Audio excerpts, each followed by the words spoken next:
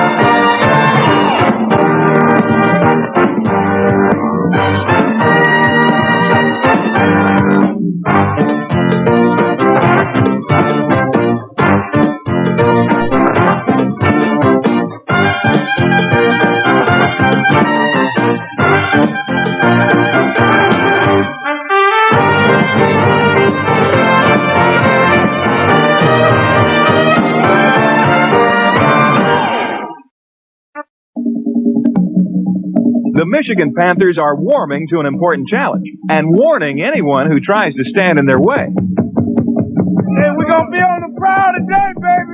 Their head-spinning winning streak was stopped at 6, and now Tampa Bay quarterbacks are facing the wrath of the league's top sack attack.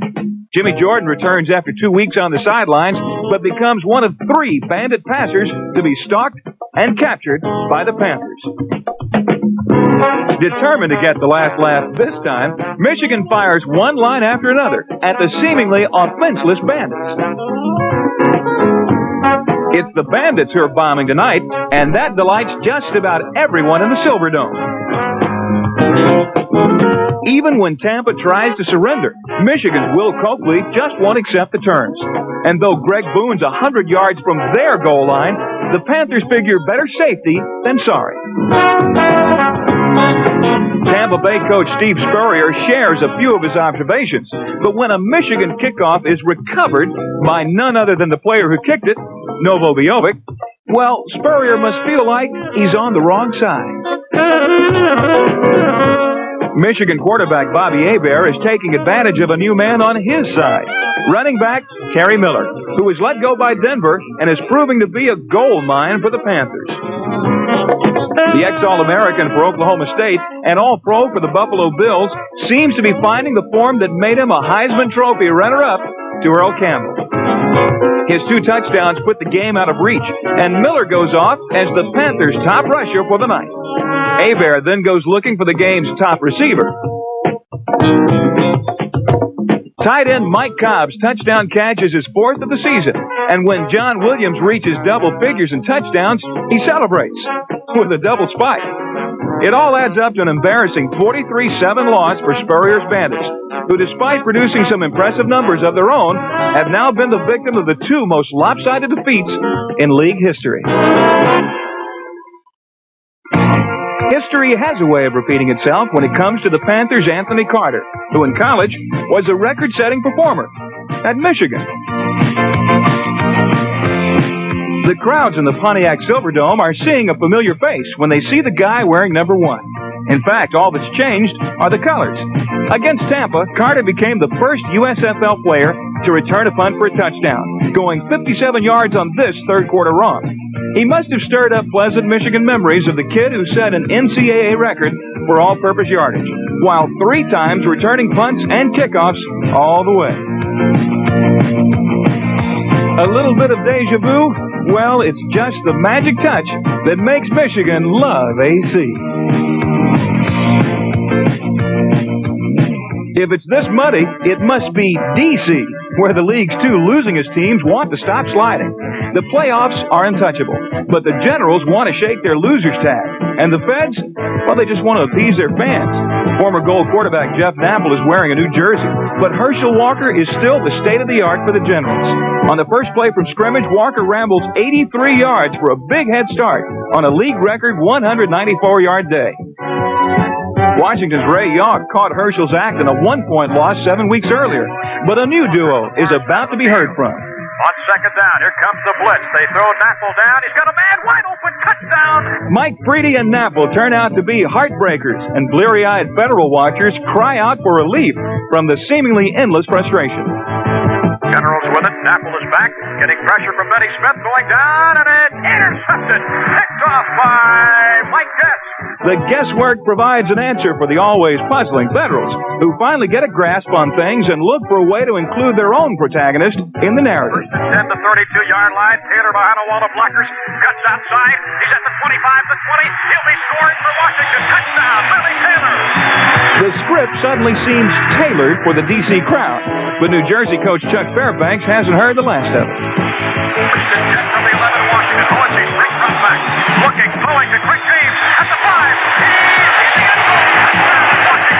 They're bringing down the house now, and the newest hero is rewarded for his bravery.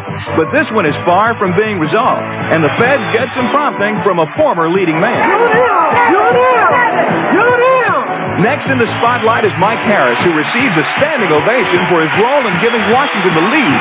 But late in the fourth act, New Jersey's offense reappears, and Napple climaxes a 75-yard drive with a toss to Sam Bowers, whose 6-point soliloquy makes it 29-all. Offstage, the leading actors confer over the latest developments, and the audience now seems totally baffled. Just when it seemed the home team was finally destined for a happy ending, the Federals find themselves unable to bring the curtain down on the visitors. The marquee describes a drama, and Washington finally turns to soloist Sandro Vitiello for an encore performance. Vitiello's 51-yard effort doesn't produce the high note the Feds were looking for, and with less than a minute to go, Napple directs the Generals into Washington territory. Mark Slauson's catch sets up a 50-yard finale. And all rides on this kick. Here's the snap. Here's Spence's kick. And it is good. Dave Betts, who auditioned for his role just a few days before, is the unlikeliest hero of all. And the Generals' 32-29 victory concludes with an epilogue of despair. Federals fall over the ground, laid down. 1, 2, 3 of them, some kneeling, holding their head, sulking, walking off the field. What does this team have to do to win?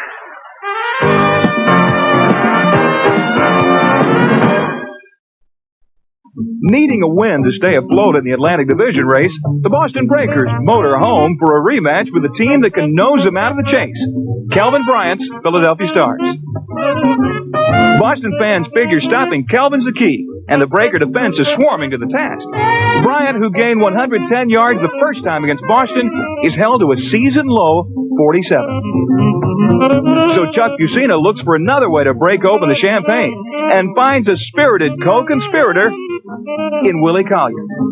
Collier makes such a splash with his quarterback that Fusina goes back to the well. And it's Collier's third touchdown catch of the year, all against Boston. Now, Philly coach Jim Mora can almost taste it. But Boston coach Dick Corey and quarterback Johnny Walton are looking to sour Philly's post-game plans. The league's second-rated passing attack is in the process of becoming number one, and Walton appears bent on revenge. The former Philadelphia Eagle finds another ex-Bird in Charlie Homeboy Smith, one of several talented receivers from Grambling. Smith humbles Philadelphia's runaway and gets Boston back on the track. Down 4, the Breakers have to dash 65 yards in less than 2 minutes. The offense got a shot. Let's go. Corey figures his best shot is with a shotgun, and Walton feathers his nest with yet another former Eagle, Louis Giamone. There's definitely a Philly twist to this attack, but the next big wave is made by a birthright Breaker, Nolan Franz, the team's top receiver. Boston gets more encouraging words while the reluctant Stars face the specter of seeing their 8-game winning streak end. With time for only one more play, Walton's still shooting from the hip, and he fires up a Sunday afternoon special. Frank Lockett gets an immaculate deflection and gives the Breakers a party to remember.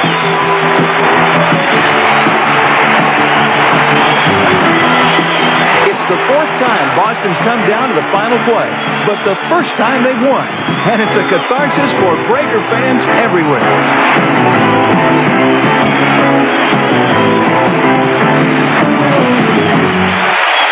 If ever there was a play that deserved a second look, it's this Johnny Walton pass that they're still celebrating in Boston.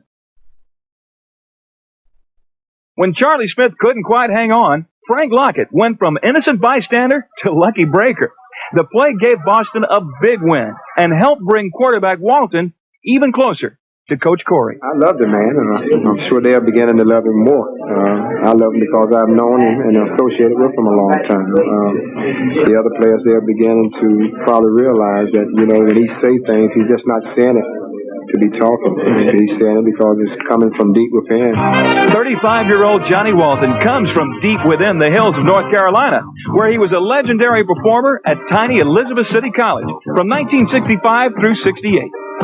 Walton, who also went to high school in Elizabeth City, threw 52 touchdowns and passed for more than 4,000 yards in his college career. Now playing in his third pro league, Johnny Walton has his Breakers battling for a playoff spot. And the veteran has more than just a passing interest in running off with a championship. In Chicago, Blitz fans are waiting for the storm to pass over, but head coach George Allen just looks at it as another advantage. A win will put the Blitz in first place and give them a measure of revenge against Arizona, who gave them their first loss. Tremaine Johnson becomes the league's first receiver to gain more than 1,000 yards. And Chicago just keeps running it up on the Wranglers.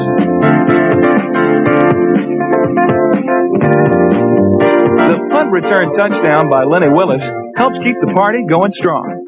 And just for kicks, the Blitz tries out a new receiver.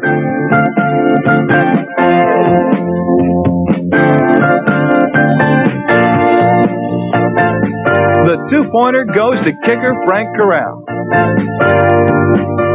Arizona's biggest mistake might have been beating Chicago in the first place. And when the score is settled at 36-11, the Wranglers are buried in last place. First place LA is out to bury its California rival. To make a run at the Pacific Crown, Oakland has to focus on LA's Mike Ray, who has visions of putting up a quick six. Oakland's Marcus Quinn has the best view of all and gives the home team a real head start. Invader quarterback Fred Basana doesn't have to look far to find Stanford's Gordon Banks, who's right at home in LA territory. Basana remains the league's highest-rated passer, but in heavyweight territory, he gives it to Jack Holmes to punch it in. Down by 7 in the second quarter, the Express eyes a tie. Wilbert Haslip appears on the scene, and though at first there's some doubt, it's ruled he's got the score, and the game is tied.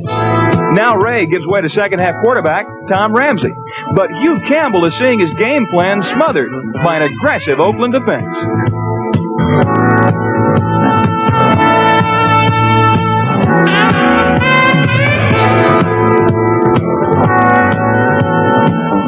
The Invaders then offer an up-close look at Art Whittington, the league's third leading rusher, who adds 92 to his total. But even eyewitnesses are amazed by a pass play from Basana to tight end Raymond Chester, who finds a way to turn a fumble into a fortune and gives his team a lead it can hang on to. Oakland coach John Ralston likes what he sees, a 2010 win and a tie for first place.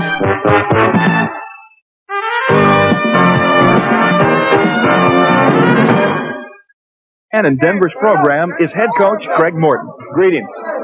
Salutations. How do you feel? I feel wonderful.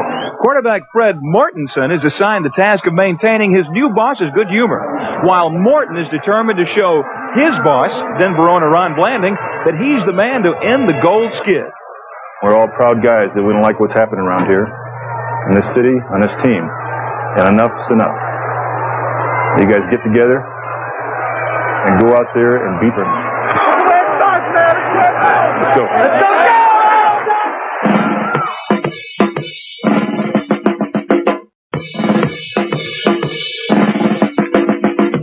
Birmingham quarterback Bobby Lane quickly shows why the Stallions haven't been beaten in 5 weeks. They open with an 84-yard drive and close with a Jim Smith catch. I'd say that's not a good start. Morton had been covering games on network radio, while Mortensen had been on the Denver Gold's bench. But when the new quarterback is repeatedly trampled by Stallions, the ex-quarterback on the sidelines delivers his message loud and clear. Come on, Freddie, get back there and stand tall. You don't have to be trapped in those. That's ridiculous for him to get trapped on that. Stand up there. He can't go down that easily. Just stand up there and throw it. I don't care if it's intercepted. God dang it! Freddie, go sit down and relax. Don't talk to anybody, okay? Come on, defense! Come on, D! Come on, now let's go! Finally, Morton sees something he likes. That's it, that's it! Okay, let's go. Come on, Freddie, come on! I want to see our backs run the ball, okay? Let's pound them. Early in the second quarter, Mortensen's already taken enough of a pounding and is happy to give 5'8" Vincent White a chance.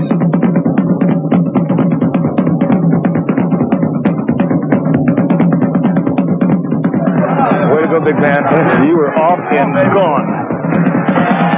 This has got to be great. Back up. Get out there, get out there, get up. That's it. Now, baby. Now you're talking. When Mortensen leads the goal to the Stallion 3, Morton sets him up. Oh, perfect. Yeah, it's perfect. Oh, we got the calls in the right calls.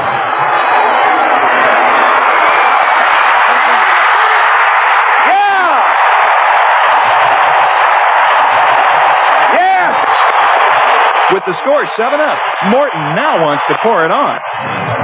How about an onside kick? Huh? How about onside? Well, get it. We're going to onside it, and I want it recovered, onside it. Go! Cover!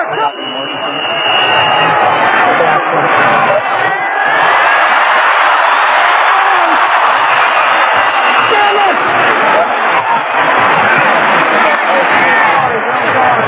In the last minute of the first half, Birmingham gets a tiebreaker. Scott Norwood's 42-yarder. We want one of those. Let's change this thing around. In the third quarter, Steve Gort's booming punt offers Denver the turning point it's been looking for. Give us a break. Give us a break.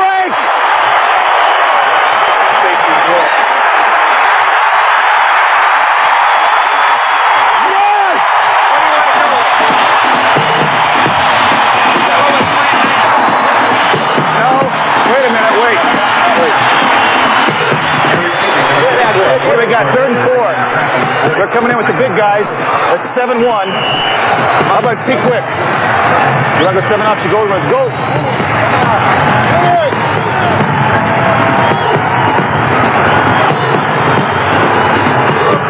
I hate to run through that play twice, but we'll see what we do.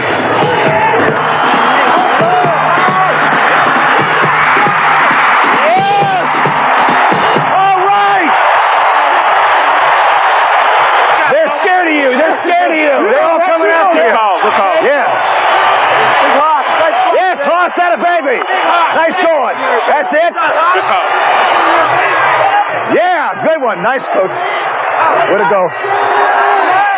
With the goal leading by a point late in the third, Morton wants to see what counterattack Bobby Lane has planned.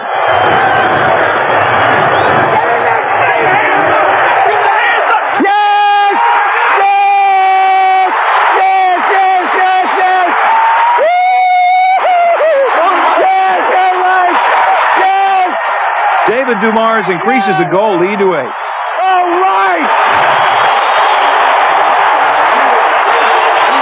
Yeah! But early in the fourth quarter, Birmingham strikes right back.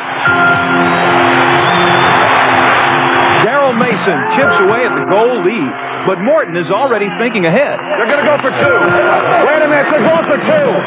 They got to go for 2. A successful 2-point conversion could tie the game at 21.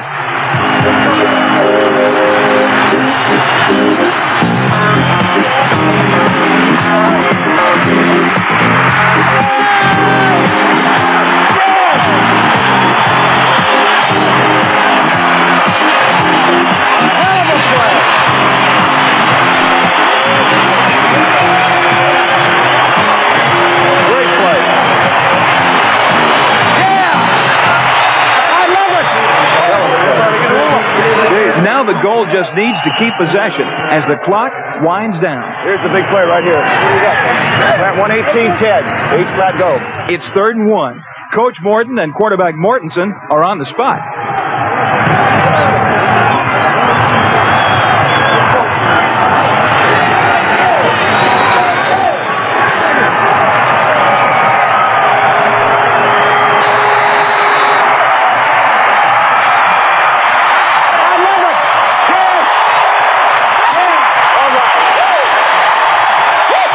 It's one of only 4 Mortensen completions on the night, but it's enough. Thank you. Thanks. Yes. Yeah. Yeah. The 21-19 victory breaks a 5-game Denver losing streak, moves the Gold to within a game of first place in the Pacific Division, and makes the coaching debut of Craig Morton a resounding success.